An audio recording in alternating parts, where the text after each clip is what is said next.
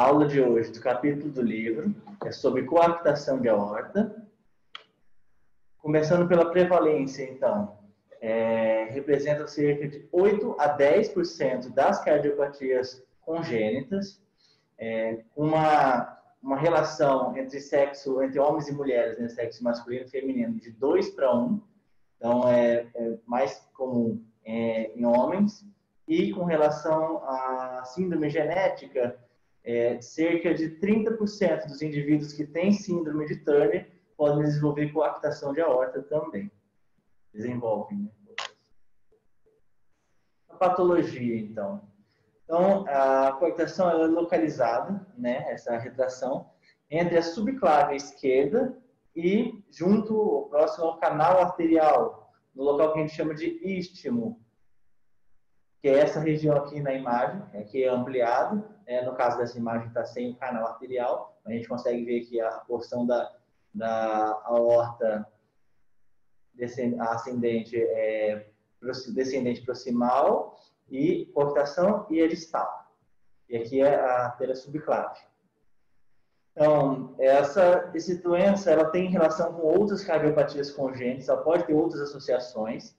A mais comum seria a válvula aórtica bivalvar, né, que corresponde a 50 a 85% dos indivíduos que têm coaptação de aorta, além de outras associações, como CIVs e outras cardiopatias complexas que podem desenvolver também. Formação de aneurismas intracerebrais ocorre em cerca de 10% dos pacientes. Então, isso fala a favor de uma doença vascular, né? Uma doença arterial em todo o sistema, todo o corpo, não só nessa região da aorta, pode ter em outras localizações. E o indivíduo que tem coaptação de aorta, normalmente ele desenvolve circulação colateral, né, para conseguir suprir, então, a demanda sanguínea, o fluxo sanguíneo para o restante do corpo, para a metade inferior do corpo. Então, a gente consegue ver aqui a circulação, nesse esqueminha do lado direito, os segmentos aórticos proximais e distais da coaptação. A aorta torácica interna é a aorta torácica interna, né, ou mamária, ela consegue suprir a região anterior do tórax e órgãos abdominais. Temos as artérias intercostais também, que podem se encontrar dilatadas, também desenvolvendo o sistema de colaterais. E, posteriormente, a artéria espinhal anterior. Então, tem outras artérias, mas basicamente esses 3 sistemas começam a desenvolver sistemas de colaterais nessas crianças. Manifestações clínicas, então. Então, é uma distribuição bimodal essa doença. Ou seja, a gente tem desde crianças, de bebês, na verdade, né, lactentes, com desnutrição, um quadro respiratório de dispneia, né, e alguns graus de insuficiência respiratória, levando até sinais de choque circulatório agudo, isso quando é nas primeiras semanas de vida, até em crianças maiores ou adultos jovens, que estão, em sua maioria, assintomáticos, ou quando tem algum sintoma, seria sintomas de dor ou fraqueza nos membros inferiores, por exemplo, cefaleia, podem desenvolver também epistaxe, síncope. O exame físico nas crianças sintomáticas. Então, normalmente são crianças que têm uma certa palidez. Pode ter cianose diferencial nos membros, isso quando há a presença do canal arterial ainda com o shunt direita e esquerda. A dispneia, então, na parte respiratória, ela é acentuada, então, como eu disse, com graus variáveis de insuficiência respiratória. Com relação à ausculta cardíaca, a gente vai encontrar uma segunda bulha hiperfonética, né? E pode encontrar também um ritmo em galope, né, aí com uma B3 hiperfonética. Sopro cardíaco nas crianças sintomáticas, cerca de metade delas vão ter e metade não vão ter sopro. Lembrando que a B2 hiperfonética aí estaria mais envolvida ou com a válvula aórtica bivalvar ou com o quadro da pressão arterial aumentada. Por isso que a gente vai ver. Tem um esqueminha mais na frente que eu vou mostrar. A PA diferencial, então, A gente vai ter nessas crianças somente após uma melhora de função cardíaca, porque assim, como eu disse no slide anterior, essas crianças elas vão ter no início, podem ter no início um choque circulatório, né, com uma disfunção cardíaca. Então, nesses casos não vamos ter então PA, né? O pulso também periférico, eles vão ser filiformes ou até mesmo ausentes. Aqui o esqueminha da ausculta. Então, a gente consegue ver, principalmente nos focos da base, da região dos grandes vasos, a gente consegue ver aqui a primeira bulha, a segunda bulha, tem um sopro em diamante, em crescente, e esse tracinho aqui seria o estalido, né, o clique de ejeção que essa válvula faz, que é mais audível nessas regiões, pode ser audível também no ápice, que é também por conta da válvula ser bivalvar ou uma válvula normal, bivalvar, só que em vigência de um regime de alta pressão arterial. A gente encontra também aqui na fúrcula, pode encontrar frêmito. A gente consegue sentir frêmito aqui em algumas crianças. O eletrocardiograma, então. Nas crianças sintomáticas, as crianças pequenas, a gente pode encontrar desde um eletro com um eixo do QRS normal, até mesmo um desviado para a direita, com um padrão de sobrecarga do ventrículo direito ou bloqueio de ramo direito, porque essas crianças, inicialmente, elas têm predomínio do próprio ventrículo direito, desde a vida intraútero, então isso vai ser mais acentuado, até porque a maioria ainda tem um canal arterial. A gente pode ver aqui, então, né, o eixo negativo em D1 e positivo em AVF, com R puro, basicamente, em V1 e V2, configurando, então, a sobrecarga ventricular direita. Nas crianças maiores ou nos adultos, cerca de 20% dos casos, o eletrocardiograma ele é normal, e quando tem alguma alteração, aí já seria um desvio para a esquerda com a sobrecarga do ventrículo esquerdo, pois esse ventrículo trabalha em regime de alta pressão arterial, então ele acaba ficando hipertrofiado. A radiografia. Então, a radiografia a gente pode encontrar de tórax, a gente pode encontrar desde uma área cardíaca normal a aumentada em alguns casos, dilatação de aorta ascendente, isso quando tem alguma alteração, né? E aí a gente vai ver o que a gente chama de sinal do 3 ou do E invertido. Eu acabei não encontrando uma imagem muito boa, mas eu desenhei aqui onde a gente veria essa imagem, por exemplo. Seria nessa região. Então, o que seria esse 3, ou E invertido? Nada mais é do que a porção proximal à coaptação. Seria uma dilatação, a região da coaptação em si, que faz essa cunha, e a região distal, que faz a ultradilatação. Então, a gente veria esse sinal. Outro detalhe também são os entalhes que a gente pode ver nas costelas, principalmente entre a quarta e a oitava, mas só que aí são em crianças maiores. O livro diz acima de 5 anos, mas é mais comum ver em adultos até. Que é meio difícil de ver aqui, mesmo eu dei ampliada, mas seria essas escavações na borda inferior da costela, feitas pelas artérias intercostais que estão dilatadas. Então faz essas erosões da costela. A ecocardiografia. Então a gente vai encontrar um shelf posterior, né, em formato de cunha, na região que é posterolateral à aorta descendente, proximal, e distalmente a artéria subclave esquerda, que é a região do istmo, onde eu falei lá no início. A dilatação pós-estenóticas podem haver, a gente vai conseguir observar lá no eco, e, como eu disse antes, a gente vai ser avaliado também a presença ou não da válvula aórtica bivalvar. Nesse trabalho aqui, esse autor, o Ramacciotti, ele classifica como fazer o diagnóstico no caso de crianças lactentes, né, recém-nascidos, com canal ou sem canal arterial, porque muitas vezes pode ser difícil essa avaliação, essa medida e definir se seria uma coaptação ou não. Então ele coloca aqui com a medição do istmo como cerca de menos ou igual a 3 milímetros, se a criança não tiver canal arterial, ou se tiver canal arterial seria 4 milímetros, o ponto de corte, e a relação entre o istmo e a aorta descendente, mas ao nível do diafragma, ela dá uma relação menor do que 0,64. na presença do canal arterial. Então, essas são 3 aferições que podem ser feitas para auxiliar o diagnóstico da coarctação. Então, aqui a gente vê 2 imagens, eu coloquei, de 2 crianças. É um corte supraesternal. E a gente consegue ver todo o arco aórtico e a região da aorta descendente. Então, a gente consegue ver aqui, tem um Doppler aqui, o polo para facilitar. A gente vê a região da coarctação. No caso dessa imagem, até bem próximo à origem subclave esquerda. A gente consegue ver aqui pelo colo um resquíciozinho de canal.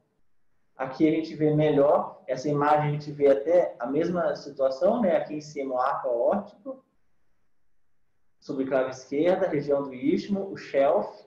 E aqui a gente consegue ver um canal arterial que é basicamente do tamanho da aorta, praticamente, né? Como se fosse uma continuação, um canal bem grande, bem importante, que mantém o fluxo sanguíneo para o restante do corpo. Então, outra, essa aqui para exemplificar, essa é uma criança um pouquinho maior, que tem um arco mais tortuoso e com uma angulação bem mais aguda, como a gente pode ver.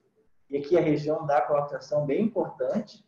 Então, essa é a mesma imagem ao lado aqui, com uma angiotomografia torácica. Então, a gente consegue ver a região da coarctação, igual a gente viu aqui no eco. E aqui, novamente, a angiotomografia, a mesma imagem aqui com a reconstrução tridimensional, né, que a gente consegue ver a região do arco, aquela imagem bem acentuada, bem angulada, e a região da coarctação aqui, com dilatação pós-coarctação. História natural desses pacientes, então, cerca de 20 a 30% das crianças que têm sintomas, elas vão desenvolver insuficiência cardíaca até os 3 meses de idade, né? A morte, nessa situação, ela vai ocorrer por conta da insuficiência cardíaca e da insuficiência renal, caso não for corrigida essa coarctação. E a conduta clínica, então, desses pacientes, basicamente prostaglandina, né, que a gente tem que ser instalado assim que faz o diagnóstico, para manter esse canal arterial em aberto e manter, então, o fluxo para a aorta descendente. Medidas para congestão pulmonar também devem ser realizadas, porque nessas crianças muito pequenas a gente pode haver um padrão de congestão, já que o ventrículo direito é dominante, ele vai mandar mais sangue, mais fluxo, que vai passar até pelo canal para suprir o corpo e, consequentemente, também vai para o pulmão. Por isso da dispneia. O uso de agentes inotrópicos, quando indicado, no caso de choque circulatório, ou diuréticos para manejo dessa congestão, uso de oxigênio, e o tratamento agressivo dos distúrbios metabólicos. Essas crianças desenvolvem bastante quadros de acidose metabólica grave. A conduta cirúrgica. Bom, então, no caso de choque circulatório ou de insuficiência cardíaca, a cirurgia é uma cirurgia de urgência, uma cirurgia tem que ser feita na hora. Então, como eu disse no início, ocorre associação com outras cardiopatias. Então, grande maioria, tirando a parte da válvula aórtica bivalvar, a gente encontraria associação com a CIV, cerca de 17 a 33% dos casos.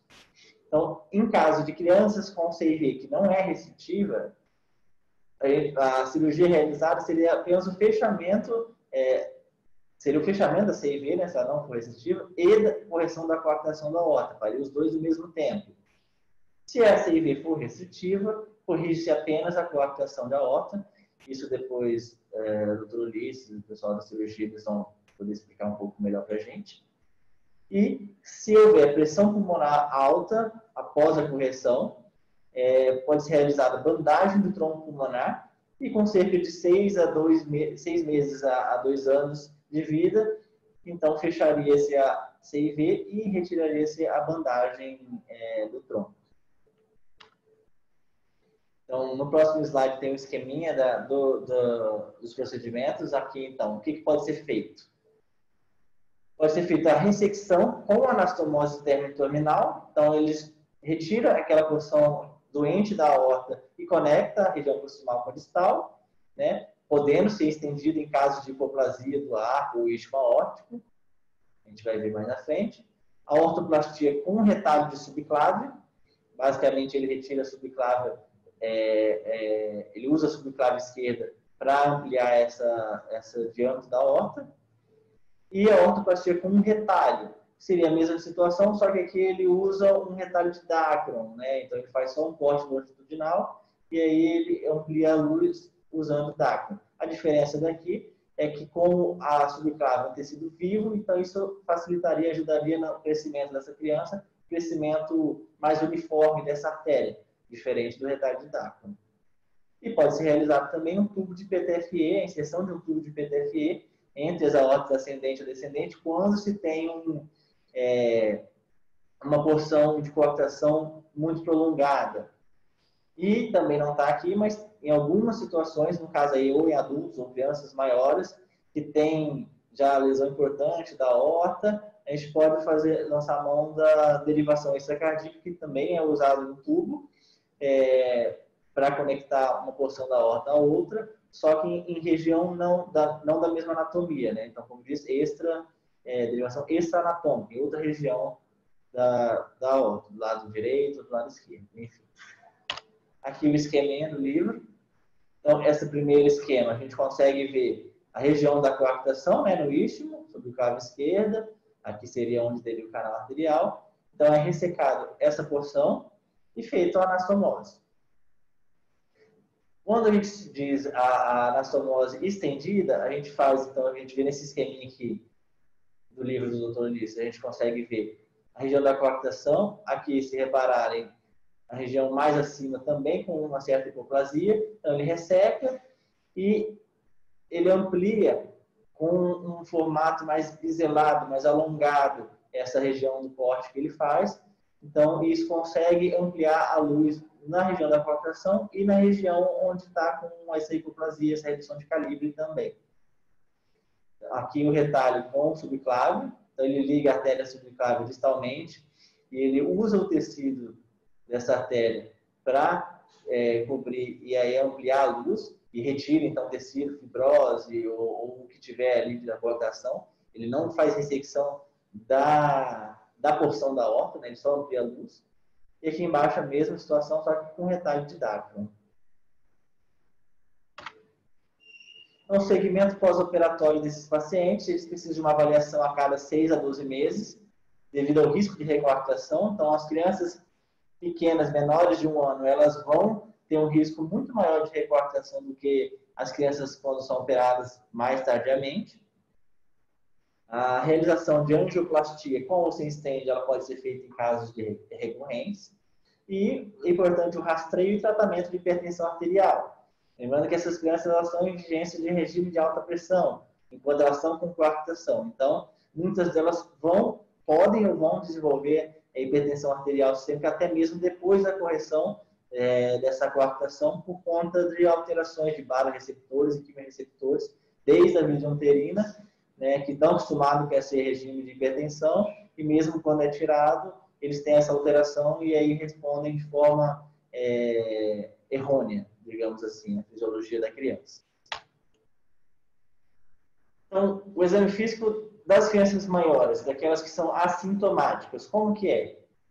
Então, são crianças que têm crescimento e desenvolvimento normais, ocorre a ausência de alterações respiratórias, e a ausculta cardíaca, a gente vai também encontrar, né, essa P2 hiperfonética, aí no caso do componente da A2, né, componente da aorta, o estalido de ejeção, que é mais ouvido em ápice básico, como eu disse anteriormente, e nesse caso o sopro a gente vai encontrar mais facilmente, um sopro que varia de 2 a 4 cruzes. Pode ser ouvido na bode external direita alta ou na bode external esquerda média ou baixa. A hipertensão arterial nos membros superiores em relação aos inferiores. Então, pelos 2 métodos. Pelo método oscilométrico, normalmente a gente encontra já uma relação de pressão arterial maior nos inferiores do que nos superiores. Isso em indivíduos normais. Então, assim, é tolerável a diferença, né, desse gradiente, de 5 a 10% quando tem o método oscilométrico. Se a gente lança a mão do método auscultatório para a aferição labial em membros inferiores, essa diferença pode chegar até 20 milímetros de mercúrio. Então, esse seria o padrão normal. E o pulso dos membros inferiores, que no caso são ausentes ou filiformes. É importante lembrar também que aqui eu citei a parte de relação de membros superiores e inferiores, mas é importante aferir nos 4 membros, porque isso ajudaria a definir também até a posição da coartação entre o membro superior direito e esquerdo, por exemplo, que a gente conseguiria ver se essa coartação está antes ou depois da artéria subclávia, sendo que o mais comum, como eu disse, é após a subclávia esquerda. História natural, então. Nas crianças que são assintomáticas, as complicações também são raras e são observadas quando está em fase adulta. Essas seriam desde a insuficiência do ventrículo esquerdo até a própria ruptura da aorta, hemorragia intracraniana, né, por conta daqueles aneurismas saculares, aqueles aneurismas intracerebrais que podem se desenvolver, encefalopatia hipertensiva, né, doença cardiovascular hipertensiva, que também é comum. E indivíduos que, além disso, têm a válvula aórtica bivalvar, a gente pode encontrar estenose ou insuficiência dessa válvula com a idade, com o passar do tempo. Conduta clínica, então. É importante o manejo da hipertensão arterial sistêmica, né? Especialmente com relação aos medicamentos beta-bloqueadores, para fazer o controle dessa pressão. Avaliação de hipertensão nos membros superiores e diferencial pressórico entre os membros, que é o que eu disse, para avaliar a localização dessa coartação e o grau também de comprometimento. A angioplastia por balão. Então, você fez o diagnóstico dessa coartação nessa criança maior, e quando que eu vou indicar, então, o cateterismo para fazer a angioplastia por balão? Indicação segundo a American Heart Association seria indivíduos que têm gradiente sistólico maior que 20 milímetros pela coartação, esse gradiente medido pelo CAT, ou um gradiente, isso em todos os casos, poderia ser realizado, ou em gradiente sistólico menor do que 20, se tiver vasos colaterais significativos, coração de fisiologia univentricular ou disfunção significativa desse ventrículo esquerdo. E também poderia ser realizado como um procedimento paliativo naqueles indivíduos que já têm uma doença sistêmica grave, ou doença importante da válvula mitral, disfunção importante do ventrículo esquerdo, que teria uma contraindicação cirúrgica, por exemplo. Lembrando que a angioplastia ela pode ser realizada em qualquer idade, porém, com indivíduos menores de 1 ano ou indivíduos que não realizaram nenhum procedimento ainda, se a realização da angioplastia for a primeira escolha, a recorrência de coartação é maior do que em relação à conduta cirúrgica. As complicações, então, são complicações locais, né? Então, o sítio de punção da artéria femoral, lesão e trombose, é uma complicação aguda que a gente encontra, e uma complicação tardia, importante, que seria o aneurisma aórtico, e segundo esse estudo, ele pode se formar até 5 anos após o procedimento. Então, ele é bem tardio e pode acontecer por conta da alta pressão desse balão que é usado para fazer a dilatação. E quando a gente usa stent, então, nessa horta? Então, stent, sim, esse é realizado em crianças maiores, o livro cita de 8 a 10 anos, né? O importante aqui é que ele tem que ser expansível até no mínimo 20 milímetros para corresponder a um tamanho de indivíduo adulto, né? Por isso que é realizado mais tardiamente. Então, as vantagens do stent em relação à só angioplastia por balão é a redução da formação desses aneurismos, porque ele utiliza menos pressão nesse balão que insufla o stent. A redução do gradiente pressórico é melhor também. E esse stent ele pode ser reexpansível, caso ocorra novamente uma recoartação. Também as indicações, segundo a American Heart Association, do stent, basicamente são as mesmas do anteriormente, então o gradiente sistólico acima de 20 sempre você pode usar, ou menor que 20, mas com hipertensão sistólica causada pelo estreitamento. Então você poderia usar em todas as situações. Conduta cirúrgica, então, nesses pacientes assintomáticos. Então, a indicação. O livro nos traz a indicação relativa, seria apenas a hipertensão nos membros superiores, mas com um gradiente pressórico maior ou igual a 20 milímetros. Se levar em conta só esses dois dados, seria uma indicação relativa.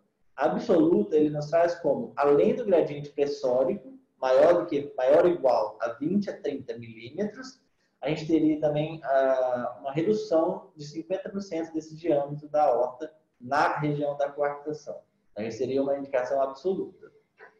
E se gradiente pressórico menor do que 20 milímetros, só que, porém, com o aumento desse gradiente durante o esforço físico, por exemplo. Quando a gente realizaria a cirurgia, então, nessas crianças assintomáticas? Então, varia de centro para centro. Então, pode variar de 2 a 5 anos de idade, sendo que menores de 1 ano de idade ocorrem maiores chances de recorrência, porém menos recorrência do que se for realizado só a angioplastia por balão nessa idade.